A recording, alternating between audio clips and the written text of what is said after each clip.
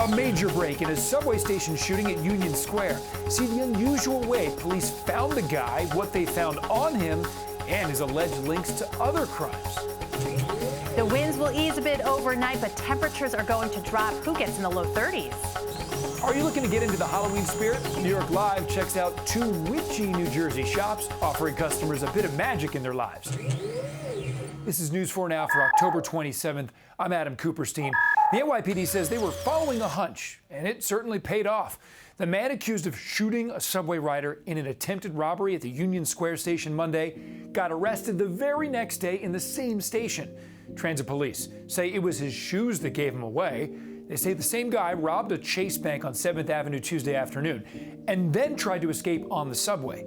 Officers followed a hunch and searched from car to car until they found him wearing the same distinctive green and black shoes.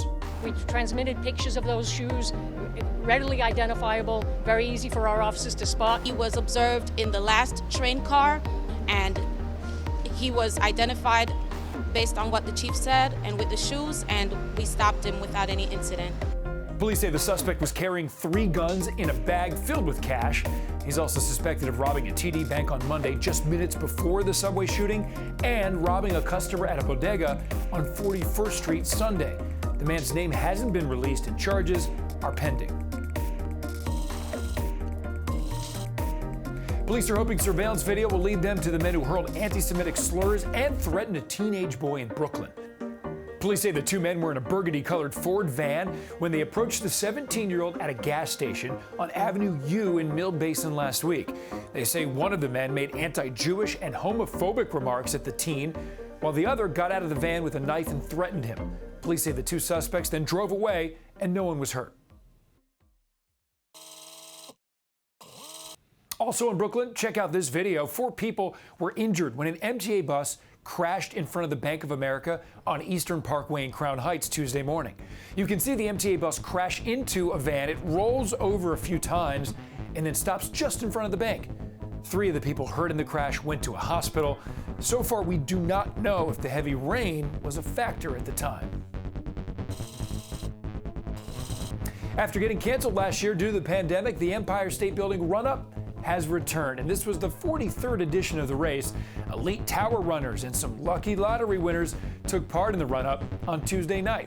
Runners climbed 86 floors and 1,576 steps to the top of that iconic skyscraper.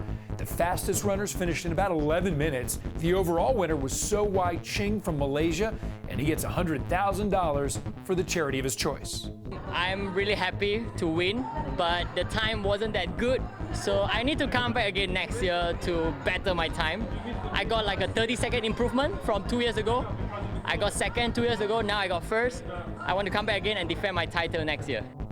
Cindy Harris from Indianapolis was the women's top finisher. This year's winners also get a round-trip ticket anywhere in the world, courtesy of Turkish Airlines.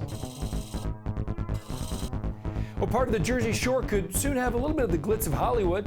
Netflix says it's going to bid to buy 300 acres of the old Fort Monmouth complex. The New York Times reports the entertainment giant intends to build sound stages, backlots, and post-production facilities. Netflix says it would be a state-of-the-art facility. All bids are due in mid-January, and Netflix is not saying how much they're going to offer. Hi there, I'm Storm Team 4 meteorologist Maria LaRosa. Still felt the grip of that nor'easter, definitely in terms of the wind, even though those showers really wrapped up pretty early in the day. As we go through the rest of the evening, count on some gusty winds in that 30+ mile per hour range, especially eastern to Long Island. But eventually overnight, those winds relax just a bit. It'll be breezy, but not as gusty by tomorrow morning. Skies will be clearing too, a little bit slower to do that for Long Island, Connecticut, but eventually overnight they do clear, and with those relaxing winds, it'll be a little bit chilly. We're going to end up down into the 40s for the city, Newark, White Plains, Long Island as well, into the mid and upper 40s. North and west, though, we're going to start to see widespread 30s out there from Woodridge to New Paltz, Claryville into the mid 30s. Still into the 40s from Newburgh, Middletown, and Peekskill, as high temperatures once again staying just in the 50s for the afternoon. Halloween is this weekend, but if you're more spiritual than spooky, New York Live has 2 New Jersey shops that could add a little bit of magic to your life. Today I am taking you to two shops in Montclair, New Jersey to help you manifest your dreams. First up is one of my favorite haunts, House Freya. At House Freya, we have handmade products. They're all my original recipes with natural ingredients and a lot of natural energy. So you have candles, you have crystals. It's all about manifesting your dreams. Yes. And this is not just something for spooky season. No, this is a year-round practice. Yes, so we do have tarot readers, we have mediums. We also have our house healer who does clearing of the chakras. We have aura photos. So forgive me if this is an offensive question. It's not. But do you classify yourself as a witch? Yes, I do. I debated whether or not to consider myself a witch in the beginning of my journey because of all the negative connotation and everything behind the word. But I found that what a witch means, at least what it means to me, is someone who finds their own power, who honors their authenticity, someone who really wants to strive to be better and do better, and then using all the natural resources that we have to do that and to help others. Next up, we're headed to Thought in Motion Water Bar. Jay, thank you for having me. This is my first time here, so tell me a little bit about the shop and about you. We've been here 16 years, private practice next door, and then the last 8 in this location. It's a crystal-infused water bar. We have a very elaborate, unique, our own signature of a water filter downstairs that has shungite, rose quartz, clear quartz, and an unusual way of filtering it. And all our elixirs and all our water to go are in-house, our coffees, cappuccinos, our ice is all crystal infused. Okay, so you need to take me on a tour. I'm so curious about all of this. It's a little different. You can get a cappuccino, an elixir, a shot of turmeric, a juice that will help your chakra system. The soul needs to be nourished. Something that you feel is an energy. Try to focus, and it makes it easier. Okay. What is it that you just want to safe and protected? And just feel it, see it, feel it, and blow it right into the water. Like physically blow it? Yeah, or just tell it what to do. Cheers. So, cheers to all that's good. Crime fighting, vaccination mandates, and candidate composure. Those are just 3 of the major topics tackled at the final debate between Democratic mayoral nominee Eric Adams and Republican nominee Curtis Sliwa. And as News 4's Melissa Russo reports, Adams did his best to stay cool while Sliwa tried to knock him off his game.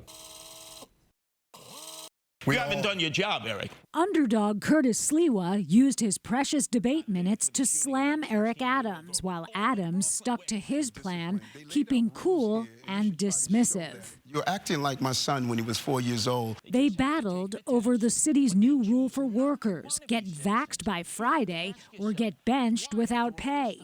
Adams supports it. Want to be the mayor of the city of New York? Start with discipline. Eric, show compassion, show care.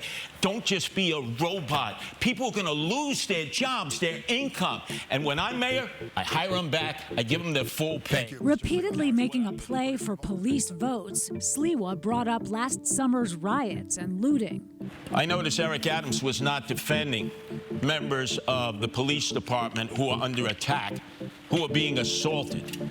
Graffiti all over the city. F the police. Everyone knows how I stood against violence. My record is clear. Sliwa also tried to seize on a crime-fighting strategy Adams revealed earlier in the day. I met with some of the top gang members. Some of them had bodies, and some of them have cases for bodies. You haven't even met with the police unions, and you're meeting with gang leaders who are responsible for bodies. That means they killed people. I'm speaking to those who have committed crimes to get them out of gangs. In one of the more bizarre moments, Sliwa said City Council member Yadanis Rodriguez is not a U.S. citizen, a false claim that was slammed as being offensive. There was one gracious moment involving Adams's diet and Curtis's cat rescues. Could you say something nice about your opponent? Oh, the cats. His promotion of the vegan way of life to avoid serious medical issues. Mostly, though, the debate covered old ground, with one exception New Yorkers might find newsworthy. That's the grade Eric Adams gave Mayor Bill de Blasio. And I would give him a B+ as a grade. So we have a Did you say B+? Adams says de Blasio deserves credit for creating free pre-K and ID cards for undocumented New Yorkers, but that B+ could help Sliwa more than any of his own one-liners. Polls suggest it's out of step with how voters feel about de Blasio. Sliwa tonight gave de Blasio an F. Melissa Russo, News 4, New York. Thank you so much for joining us. We'll see you right back here on News 4 Now tomorrow.